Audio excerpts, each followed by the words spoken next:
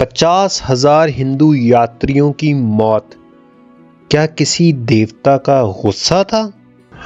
तारीख का एक ऐसा लम्हा जिसने एक पूरी तहजीब, एक सिविलाइजेशन को हिला के रख दिया।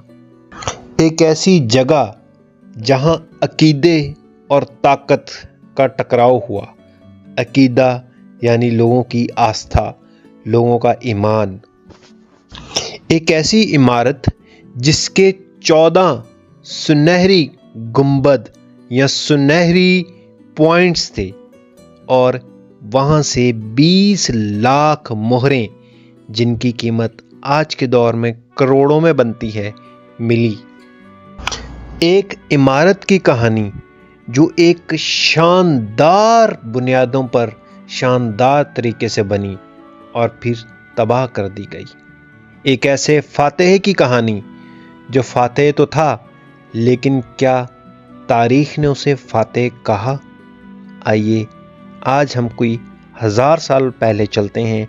टाइम ट्रेवलर्स, मैं हमेशा आपको हज़ारों साल पीछे लेके जाता हूँ, लेकिन for the change of taste आज हम सिर्फ 1000 साल पहले जाएंगे और देखेंगे कि ये इमारत, ये फातेह कौन था, मरने वाले कौन थे, 20 लाख मोहरें जो करोड़ों की थीं, उनकी क्या कहानी थी, वो शानदार इमारत क्या थी और वो क्यों इतनी खूबसूरत बनाई गई और फिर वो क्यों तबाह कर दी गई। आइए शुरू करते हैं आज की वीडियो। टाइम ट्रैवलर्स, जल्दी से अपनी पेटी बांध लें और इस मशीन में आगे बैठ जाएं ताकि मैं आपको 1000 साल पीछे ले जाऊं और हम आज बात करेंगे, जी हाँ आपने सही गेस किया, सोमनाथ मंदिर की। महमूद गजनवी के सोमनाथ मंदिर पर हमले में कितने हिंदू मारे गए थे? हिंदू नहीं, बेसिकली सनातनी। और वहाँ से कितनी दौलत लूटी गई थी या माले गनीमत था?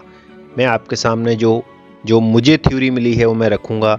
हिंदू भाई भी सुन रहे हैं, मुस्लिम भी सुन रहे हैं, तो वो फैसला करें कि ये दौलत लूटी गई थी या ये माले गनीमत था। लगभग 1000 साल पहले महमूद गजनवी ने सोमनाथ पर हमला किया। वहाँ पर वाक़या मंदिर को, वहाँ जो एक मंदिर प्राचीन काल से, पुराने दौर से मौजूद था, तबाह कर दिया। वहाँ से मिलने वाली दौलत को समेटकर या लूटकर वो वापस अपने वतन को लौट गया, यानी अफ़गानिस्तान। अच्छा, अब इसमें एक चीज़ आती है, कुछ लोग कहते हैं कि महमूद गजनवी ने जो बुद्धा के बुत पड़े हुए थे अफ़गानिस्तान में, वो क्यों नहीं तोड़े? ठीक है, इस तरह के काउंटर क्वेश्चंस आते रहेंगे। आगे चलते हैं।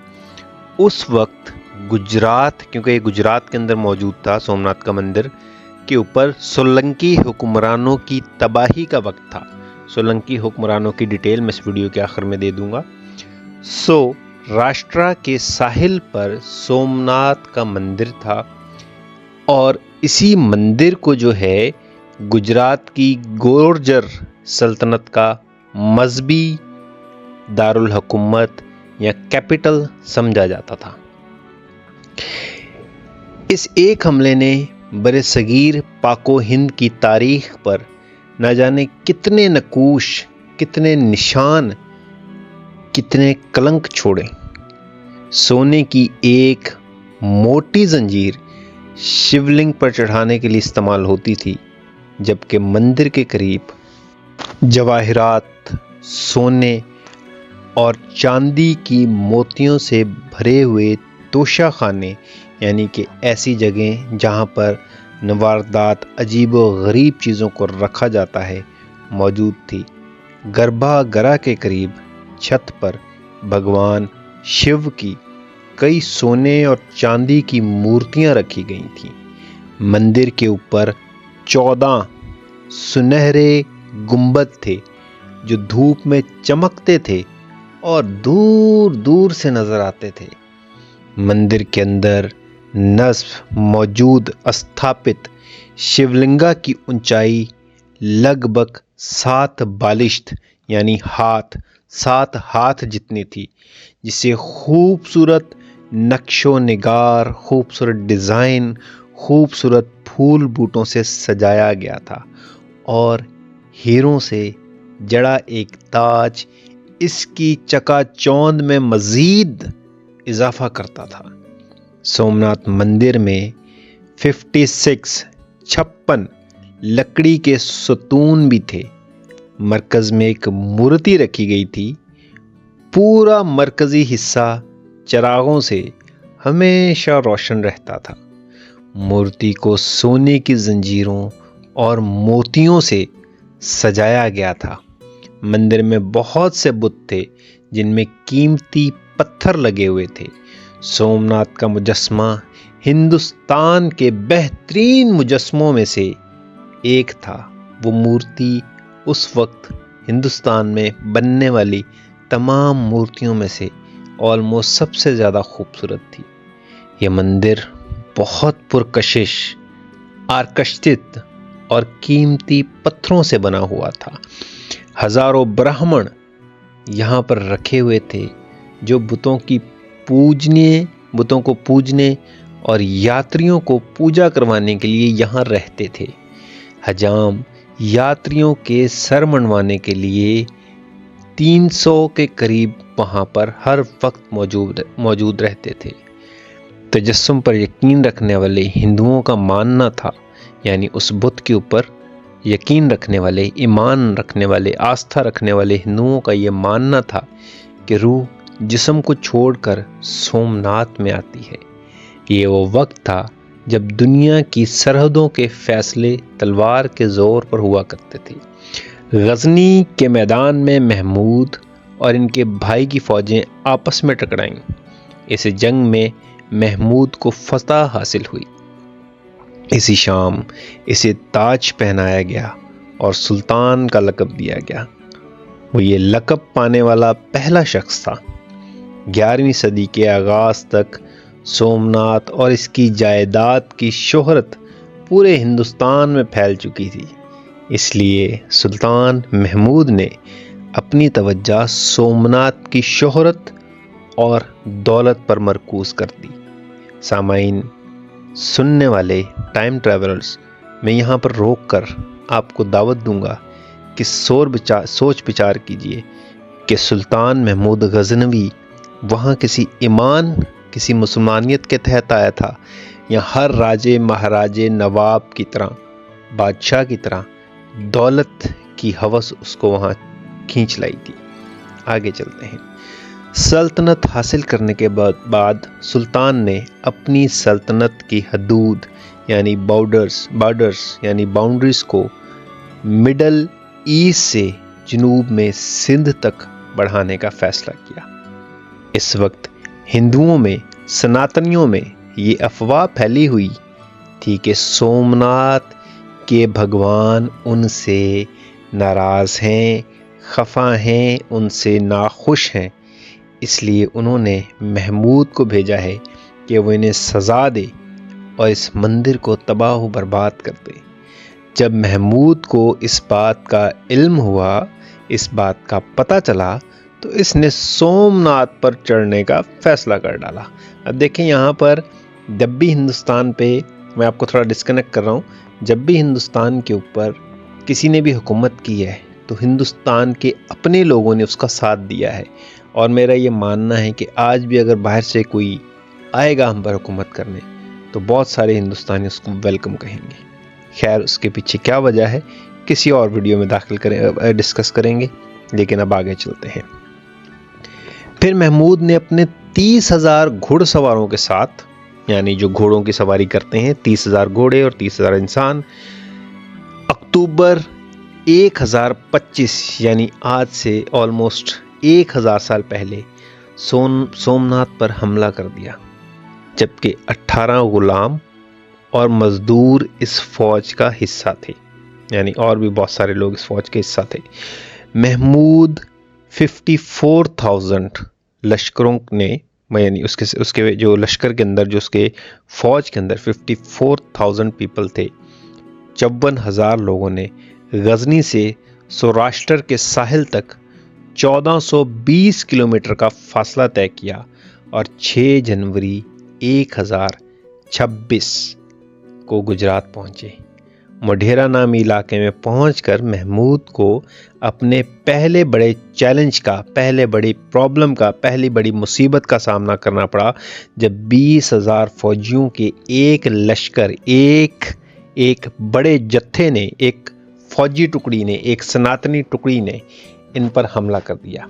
महमूद ने मोढेरा की जंग तो जीत ली और इससे महमूद के लिए सोमनाथ पर हमला करना और आसान हो गया। दोस्तों, टाइम ट्रैवलर्स, जब आप एक काम पर जा रहे होते हैं और वहाँ पर आपको छोटी कामयाबी मिलती है तो उससे आपके इरादे और पुख्ता होते हैं। वहाँ पे मौजूद फौजियों का ईमान भी और पुख्ता हुआ होगा कि वाकई सोमनाथ के मंदिर को तोड़ना कोई इबादत है या अल्लाह उनके साथ है। खैर, ये सोचना मेरा काम नहीं, ये सोच की दावत मैं आपको दूंगा। आप सोचें कि उन्होंने क्या सोचा होगा। मेरा ये है कि जो थ्योरीज अब तक हैं वो आपके सामने रखूं। आगे चलते हैं। लोगों का मानना था कि सोमनाथ के देवता बहुत ताकतवर हैं और इन्हें मुश्किल वक्त में अजनबी हमला अवरों से बचाएंगे और दुश्मनों को तबाह बर्बाद कर देंगे। इस वक्त समुद्र के किनारे एक बहुत बड़ी दीवार थी और बड़ी तादाद में ब्राह्मण इस दीवार पर जमा थे। जंग के दौरान कई मुसलमान फौजी मारे गए, शहीद किए गए और दूसरे दिन भी ऐसा ही हुआ। महमूद के सिपाही दूसरे दिन भी मंदिर के किले की दीवार पर न चढ़ सके। 7 जनवरी की सुबह लोगों ने महमूद की अफवाज के हमले का सामना किया लेकिन पीछे हट गए। इसके बाद महमूद के सिपाही किले में पहुंच गए। जैसे ही फौज ने किले पे कब्जा किया, सोमनाथ के लोग मंदिर पर पहुंचे और वहां सोमनाथ की मूर्ति की हिफाजत के लिए दुआएं, प्रार्थनाएं और इबादतें शुरू कर दी। फिर हिंदुओं ने महमूद की फौज पर दोबारा हमला किया। ये हिंदू जहाँ मैं कह रहा हूँ वहाँ सनातनी आप मान लें। शाम को उन्होंने महमूद गजनवी की फौजों को भगा दिया और किले का कब्जा वापस ले लिया। महमूद ने अपनी फौज के एक छोटे दस्ते को किले में रहने का कहा। दूसरों को हुक्म दिया कि वो इर्द गिर्द के इलाके से आने वाले फौजियों को किले में दाखिल न होने दें। तीसरे दिन महमूद गजनवी की फौज ने किले पर 2 हमले किए। इसी दौरान जब महमूद को मालूम हुआ कि भीमदेव अपनी फौज के साथ हमला करने आ रहे हैं तो वहां खुद पहुंच गया। भीमदेव और महमूद के दरमियान जबरदस्त जंग हुई। भीमदेव भाग गया या हार गया, ये आप डिसाइड करेंगे। और महमूद ने जंग के बाद सोमनाथ वापस लिया और वापस आए और किले को तबाह कर दिया। सोमनाथ को बचाने की इस कोशिश में कम से कम 50,000 यात्री, 50,000 जो वहाँ पर पूजा करने के लिए आए थे, जो वहाँ पर यात्रा के लिए आए थे, लोग मारे गए या शहीद हुए। ये सोचना आपका काम है। सोमनाथ का खजाना लूटने के बाद या माले गनीमत जमा करने के बाद महमूद ने सब कुछ जलाने का हुक्म दिया। सुल्तान ने लूट मार से या माले गनीमत से तकरीबन 20 लाख मोहरें हासिल की। एक मोहर का जो वजन था वो 4.2 ग्राम था, 4.2 ग्राम। और अगर रकम का हिसाब लगाया जाए तो इसकी कीमत आज के 105 करोड़ 43 लाख इंडियन रुपए बनती हैं। पाकिस्तानी रुपए नहीं, इंडियन रुपए, जो कि पाकिस्तान के रुपए के 3 गुना ज़्यादा, यानी पाकिस्तान की अगर बात करूं तो ये कोई 3-4 अरब की रकम बनती है। चनाचे सोमनाथ में खजाना लूटने के बाद महमूद कोई वक्त ज़ाया नहीं करना चाहता था और इसे जल्द अज जल्द बाहर निकलना था। महमूद के पास गजनी वापसी के सिर्फ 3 रास्ते थे। मालवा के रास्ते में बादशाह भोजा तैयार बैठा था, जबकि विशाल देव माउंट अबू में बैठा हुआ था। भीम की फौजें महमूद को कुछ के एरिया में रोकना चाहती थी। अलबत्ता महमूद इन तीनों से ज़्यादा अक्लमंद था। अब ये हिस्टोरियन ने लिखा है, हिस्टोरियन को पता होगा कौन ज़्यादा अक्लमंद था। उसने सहराई रास्ते का इंतखाब किया। महमूद को इसके जासूस इन बादशाहों की सरगर्मियों के बारे में मुसलसल आगाह करते रहते, खबरें देते रहते। महमूद ने सहरा के रास्ते कच्छ से सिंध तक का सफ़र किया। भीमदेव तीनों बादशाहों में सबसे कम ताकतवर था।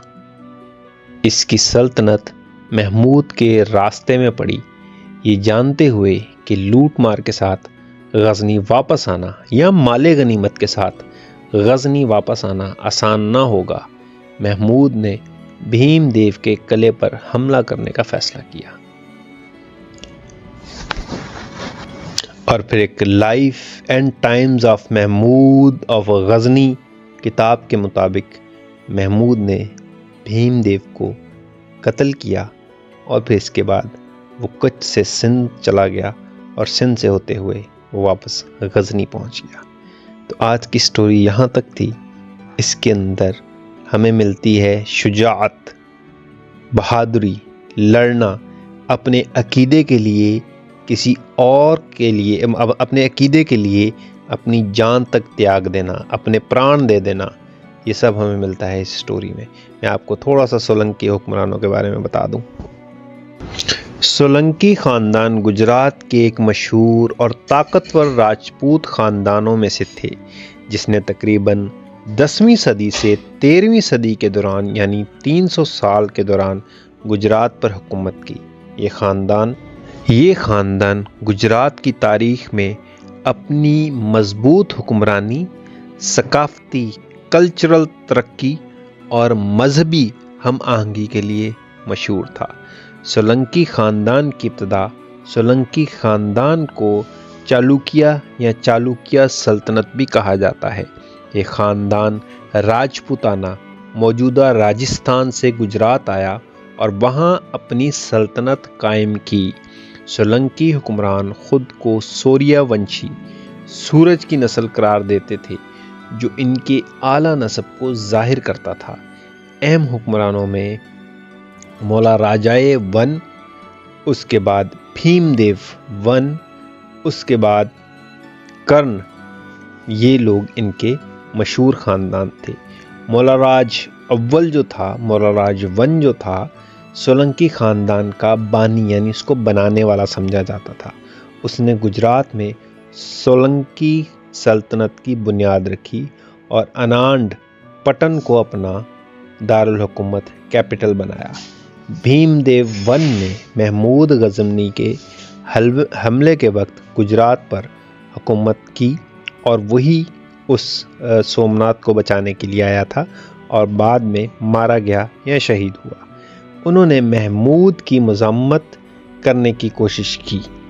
कर्ण एक मशहूर हुक्मरान जिन्होंने अपने दौर में गुजरात को कल्चरल और इकोनॉमिकल तरक्की दी, इकोनॉमिक डेवलपमेंट दी।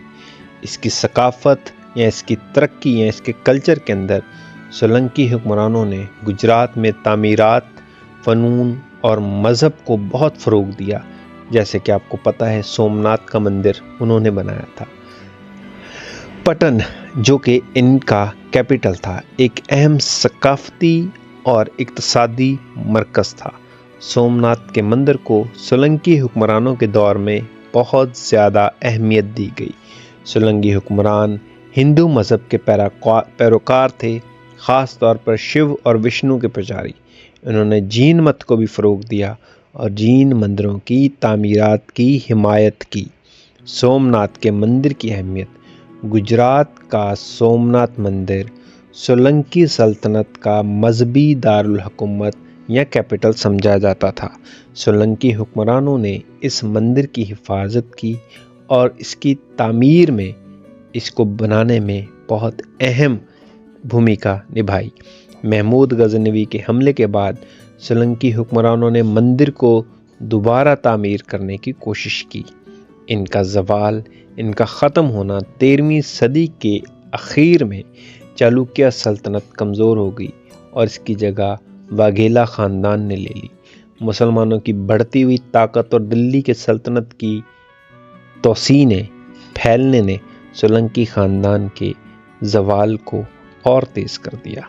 सोलंकी ख़ानदान गुजरात की तारीख़ में बहुत सारे फ़नून, फ़नकार, बहुत सारे मज़हब और हुक्मरान की यादगार निशानी के तौर पर याद रखा जाता है। इस दौर में तामीर किए गए मंदिर और दीगर आसार आज भी मौजूद हैं। सोलंकी ख़ानदान का ज़िक्र महमूद गज़नवी की सोमनाथ पर मुहिम के पस मंज़र में अहमियत रखता है, क्योंकि वो इस वक्त गुजरात के हुक्मरान थे। उन्होंने मंदिर के दिफा की कोशिश की। आज की वीडियो यहीं तक, मिलते हैं नेक्स्ट किसी वीडियो में।